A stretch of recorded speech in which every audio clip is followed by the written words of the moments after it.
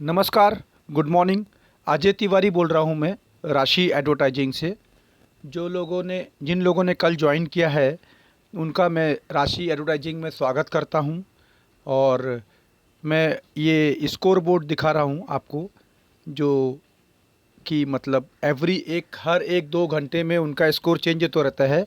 इसलिए अगर आपका ये स्कोर है तो चिंता मत कीजिए, ये अपडेट होते रहेगा और इसमें कुछ न कुछ चेंजेस आते रहेंगे। और आप लोग खुद भी अपना स्कोर चेक कर सकते हैं। वो कैसे चेक करना है मैं आपको एक दिन बता दूंगा वीडियो बना के। फ़िलहाल देखिए, ये शारदा जी हैं जिनका स्कोर 60 हो चुका है। देन आयशा खान है जिनके आईडी नंबर 0853 है, उनका 24 हो चुका है। जो जो ब्लू लाइन में है उन सब का स्कोर अपना पहले दूसरे लेवल को क्रॉस कर चुका है। आप देख सकते हैं अदिति मोरे जी का भी हो चुका है। देन अल्पेश मालवे, अमनदीप कौर, अनम खान, आंचल वालिया, अनीता पटवारी, अंजनी कुमारी, अंजना कुमारी, अंजू बाला, अंजू चौरसिया। तो ये आप स्कोर देखते रहिए, मैं धीरे धीरे आपको आज के टॉपिक पे लेके आता हूँ। आज का टॉपिक है, हम सर्वश्रेष्ठ गणितज्ञ श्रीनिवास रामानुजन के बारे में बात कर रहे हैं, जिन्होंने बचपन में ही समझा दिया था शून्य का मान। तो हम बात करते हैं 20वीं सदी की। दक्षिण भारत के एक विद्यालय में गणित की क्लास चल रही थी। कुछ किशोर विद्यार्थियों को अध्यापक महोदय भाग देने की विधि समझा रहे थे। जैसे भाग देना होता है ना, 4 को 2 से भाग दिया तो 2 आया। तो अध्यापक मतलब टीचर ने बताया कि अगर 4 आमों को, मतलब जो मैंगो है, 4 बच्चों में बांटा जाए तो प्रत्येक को 1 आम मिलेगा। इस तरह से अगर 10 मैंगो को 10 लोगों में डिवाइड किया जाए तो हर एक को 1-1 आम मिलेगा। विद्यार्थी चुपचाप उनकी बात समझने की कोशिश कर रहे थे। आगे वह बोले, अगर किसी संख्या का उसी संख्या से भाग किया जाए तो भागफल हमेशा 1 होता है। जैसे अगर 4 को 4 से डिवाइड किया जाए तो उसका आंसर हमेशा 1 ही आएगा। कक्षा में, मतलब उस क्लास में, एक बहुत ही ब्रिलियंट स्टूडेंट था जो अध्यापक के इस सूत्र की गलती को समझता था। वह तुरंत खड़ा हो गया और पूछने लगा, महोदय, अगर 0 आमों को 0 व्यक्तियों में बांटा जाए तो क्या प्रत्येक को 1 आम मिलेगा? आप ध्यान से सुनिए।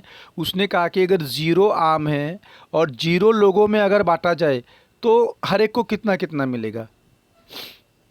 इस असाधारण प्रश्न को सुनते ही अध्यापक थोड़ा टेंशन में आ गए। उनको लगा कि इस छात्र के अटपटे सवाल से पढ़ाने में, मतलब बेकार में ही डिस्टरबेंस आ गई है।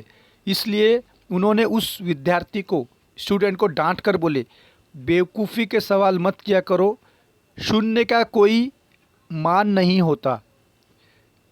उन्होंने क्या कहा, शून्य की कोई वैल्यू नहीं होती, इसलिए शून्य फलों को बांटने की बात संभव नहीं है। लेकिन टीचर की डांट सुनकर भी वो जो स्टूडेंट था चुप नहीं हुआ। आत्मविश्वास, मतलब कॉन्फिडेंस वाले शब्दों में गंभीरतापूर्वक बोला, महोदय, शून्य का मान होता है। अगर 2 के दाईं ओर हम एक शून्य रख दें तो 20 हो जाता है। इसी में अगर एक शून्य को और बढ़ा दें तो 200 हो जाता है। इसलिए आप यह नहीं कह सकते कि शून्य की, 0 की कोई वैल्यू नहीं है। अध्यापक के पास कोई उत्तर नहीं था। बातचीत यहीं पे स्टॉप हो गई, क्योंकि जो टीचर थे वो बिल्कुल ही निरुत्तर हो गए थे। तो ये जो स्कूल था वो कुंभकोणम के टाउन हाई स्कूल की बात है। और वो जो ब्रिलियंट स्टूडेंट था उसका नाम था श्रीनिवास रामानुजन। बाद में उसने अपने मैथमेटिक्स के चमत्कार से पूरी दुनिया को आश्चर्यचकित किया और आधुनिक युग के में भारत का सर्वश्रेष्ठ गणितज्ञ कहलाया। तो ये था आज का टॉपिक। हमने इसके बारे में बात की। अब आते हैं अपने स्कोर की तरफ। ये देखिए, आप लोग अपना स्कोर देख सकते हैं धीरे धीरे। जागृति दास 27 हो चुके हैं उनके, ज्योति जी के 722 हो चुके हैं। जैसे ही उनके 216 क्रॉस होंगे वो 1500 के लिए एलिजिबल हो जाएंगी। 216 मतलब उनके 6 और सेकेंड लेवल के 36 को छोड़ के 216। कनिका जी, कशिश गहलोत, कुबरा जी का भी ऑलमोस्ट 140 क्रॉस हो चुका है। 216 के लिए केवल उनके थोड़े से ही बचे हैं। जैसे ही 200 के स्कोर में आएंगे तुरंत वो पहुंच जाएंगे वहाँ पे। देन लक्ष्मी कुमार, माधुरी, मंजू दबराल ऑलमोस्ट 44 पे आ चुकी हैं। मनोज कुमारी, मानसी, मोनिका साहू 83। तो ये आप स्कोर धीरे धीरे देख सकते हैं।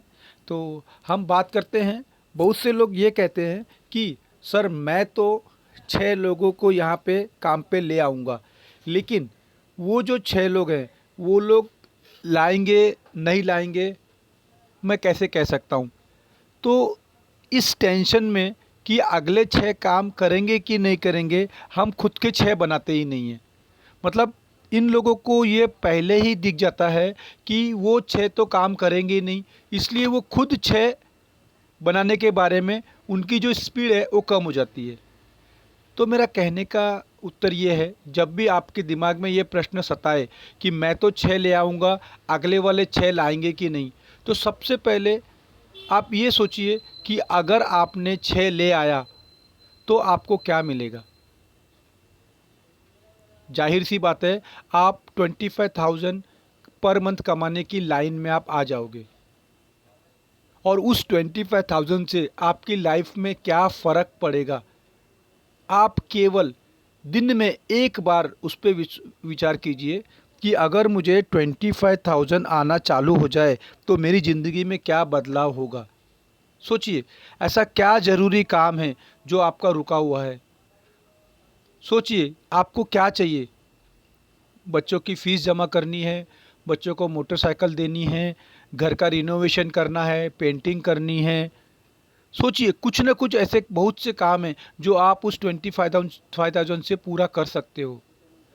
तो अगर आपको उस पैसे की ज़रूरत है, उस पैसे से अगर आपका भविष्य बदल सकता है, तो उस पैसे से वो जो 6 लोग हैं जिनको आपने लाया है, क्या उनका भविष्य नहीं बदलेगा। बशर्ते कि आप उनको उस 25,000 की वैल्यू समझाइए कि वो मिलने से आपको ये फ़र्क पड़ेगा। अपने आप वो भी 6 ढूंढ लेगा। बस अगर उसने 6 ढूंढ लिया, आपका बहुत बड़ा रोल अदा हो जाएगा।